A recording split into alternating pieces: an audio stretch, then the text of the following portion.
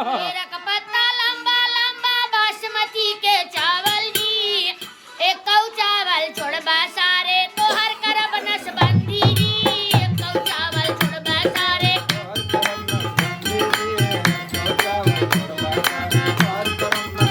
ए केरा का पत्ता लंबा लंबा बासमती के चावल जी केरा का पत्ता लंबा लंबा बासमती के चावल जी एक कौ चावल छोड़बा सारे तोहर करब नसबंदी जी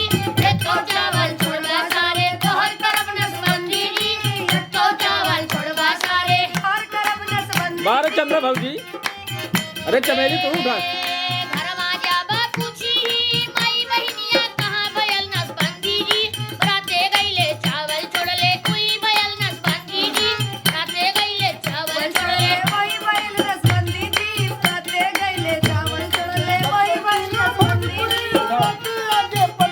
ड्राइवर बाबू किराया ले कितना बतावा ड्राइवर बाबू किराया ले कितना बतावा ड्राइवर बाबू किराया ले कितना बतावा ड्राइवर बाबू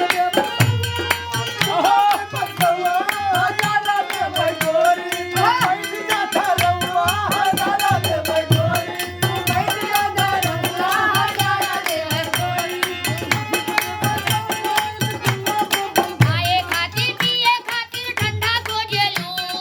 खाए खातिर पिए खातिर ठंडा खोजेलू जब से चढ़ल बा जवानी मोछा मुंडा खोजेलू जब से चढ़ल बा जवानी मोछा मुंडा खोजेलू जब से चढ़ल बा जवानी मोछा मुंडा खोजेलू जब से चढ़ल बा जवानी मोछा मुंडा खोजेलू जब से चढ़ल बा जवानी मोछा मुंडा ए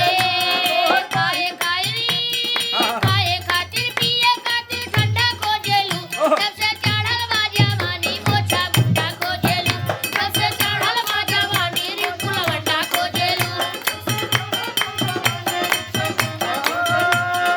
लंबा लंबा बासमती के चावल जी एक कौ चावल छोड़बा लंबा बासमती के चावल जी एक कौ चावल छोड़बा सारे तोहर करब नसबंदी जी एक कौ चावल छोड़बा सारे तोहर होई नसबंदी जी एक कौ चावल छोड़बा सारे बड़ा मतलब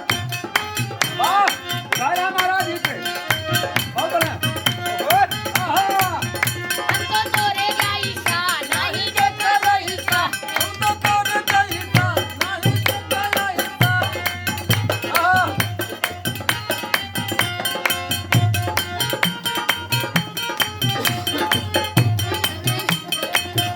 हो जा